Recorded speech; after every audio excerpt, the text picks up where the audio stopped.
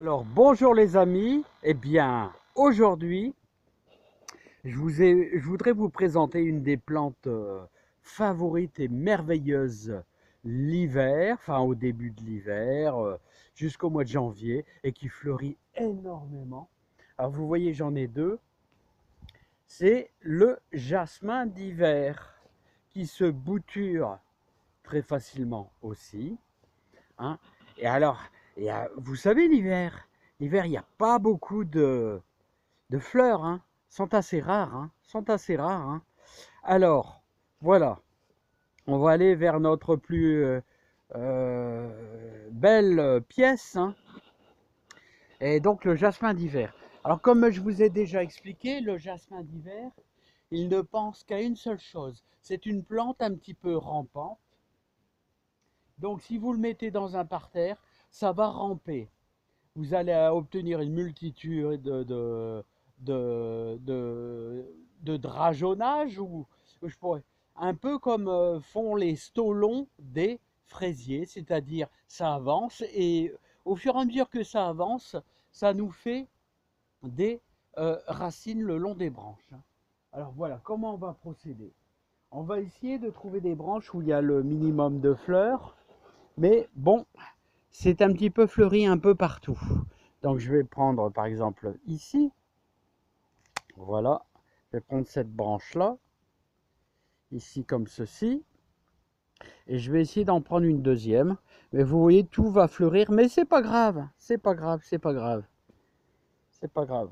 Voilà, on a découpé ainsi deux tronçons. Voilà, je voulais vous dire aussi une chose. Faites un petit abri. Bon, moi, c'est un truc vraiment hyper simple avec un morceau de palette. Et vous faites des boules de graisse. Alors, les boules de graisse, je vais vous dire, c'est tout simple, hein. Vous mettez un petit peu de margarine et vous achetez un petit peu de blé mélangé avec quelques céréales, hein. Vous verrez, là, regardez toutes les mésanges qui viennent taper dedans, hein. Bon, c'est un petit peu abrité. Et en plus, la margarine, ça leur apporte un plus à cause du froid qui va forcément arriver, hein. Allez, on va faire nos boutures. J'arrive à mettre. Alors, une chose aussi que je voulais vous dire au niveau des graminées. Voilà, en général, on les laisse tout l'hiver parce que ça vous donne un décor, hein. Vous voyez ici, j'ai mis des pierres. Ça vous donne un décor, une espèce de panache. Voilà, ça vous donne une espèce de panache. Alors, sachez que si vous désirez au printemps diviser par exemple cette touffe de graminées, tout à fait possible, hein, à partir, on va dire, de fin février. Ouais, fin février, c'est bien. Vous la rasez à, on va dire, allez, 15 cm, 15 cm par rapport à la terre. Vous la rasez. Vous, vous coupez ces têtes qui vont d'ailleurs très normalement sécher, qui vont donner des nouvelles pousses.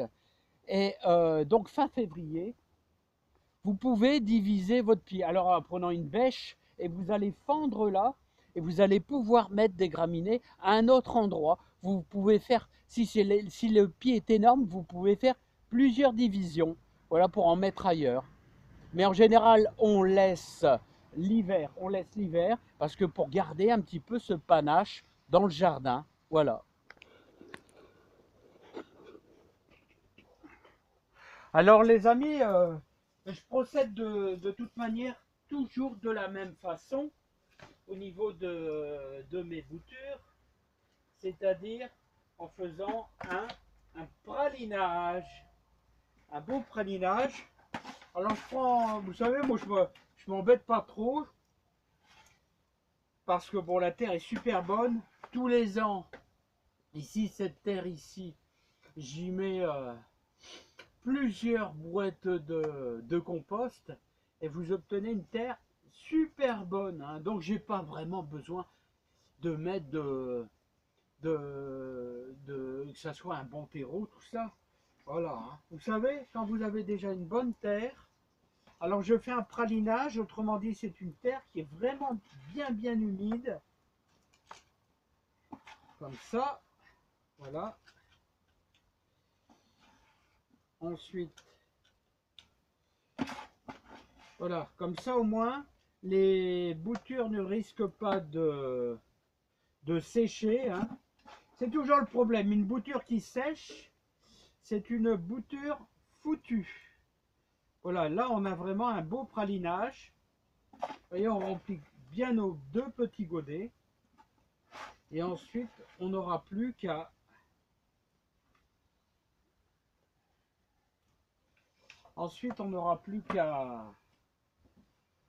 réaliser nos boutures. Alors, je vais essayer de vous faire voir ça plus simplement possible. Alors, là, ce sont plutôt des bourgeons à fleurs, hein, là. Et vous voyez les emplacements où il y aura éventuellement des racines. Alors là, vous avez des petits pointeaux, enfin, je ne sais pas comment on pourrait appeler ça, des petits départs de racines, parce que le jasmin d'hiver ne pense qu'à une seule chose, c'est de ramper et de faire des racines, hein.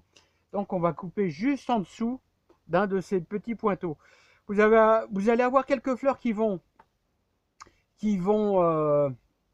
être noyées dans la terre, mais ça, c'est pas grave du tout, hein. Voilà, hein. Donc, on va en faire plusieurs comme ça. Vous voyez, je reprends exactement juste en dessous d'une espèce de nœud, quoi, hein, là où de futures racines peuvent apparaître. Et comme ça, on va faire plusieurs branches qu'on va pouvoir placer tout simplement comme ça. Je vais en mettre 3. Alors l'avantage d'en mettre 3 comme ça, c'est que vous allez avoir tout de suite un petit arbuste qui va se former très rapidement. Donc voilà, un ici. Bon, on va laisser cette petite tête là. Voilà. Donc vous voyez, c'est vraiment pas difficile à faire. Nos petites boutures de jasmin d'hiver. Je vous fais voir un petit peu ça. Allons-y. Alors voilà. Alors vous voyez, c'est réalisé. Alors vous voyez, c'est une terre vraiment bien humide, très humide, hein. Et mais ça, on fait ça au départ, hein. Ensuite, après, bien sûr, après, il faut que votre terre soit toujours humide. Alors là, vous voyez les lavandes, la clématite, le laurier sauce, les groseilliers, les rosiers. Et ici, nous avons... ah mince, je ne sais plus ce que c'est. J'ai oublié. Le buis, les rosiers, les boutures de vigne. Ah, c'est de la sauge. Voilà, c'est la sauge, c'est ça. La sauge. Et aussi le cassissier, là. Le cassissier, enfin les cassissiers, là. Alors, vous pouvez toujours procéder de la même manière, hein. Et si vous voulez rechercher une bouture, bah, c'est très simple, hein. Vous tapez bouture de groseillier, de cassissier, etc. Par F1RCX sur YouTube. Voilà. Les amis, bah écoutez, je vous souhaite plein de bonnes choses. Vous voyez que ma terre, je la travaille au minimum 1 fois par semaine, hein, cette terre qui devient, on va dire, granuleuse. Elle est superbe. Alors, si vous remontez en arrière au mois d'octobre, avec plusieurs brouettes de feuilles que j'ai mis, que j'ai incorporées, quelques sacs de terreau de feuilles de l'année passée qui étaient vraiment merveilleusement merveilleux. Et moi, je vous dis à bientôt. Voilà, et n'oubliez pas, dans une serre, ça doit toujours être humide. Voilà, pour que les organismes vivants de la terre ne meurent pas. Une terre sèche, c'est une terre foutue. Voilà, nous avons 2 degrés. Ah non, c'est un peu plus haut. Nous avons 2 degrés. Allez, à bientôt les amis. Bye bye.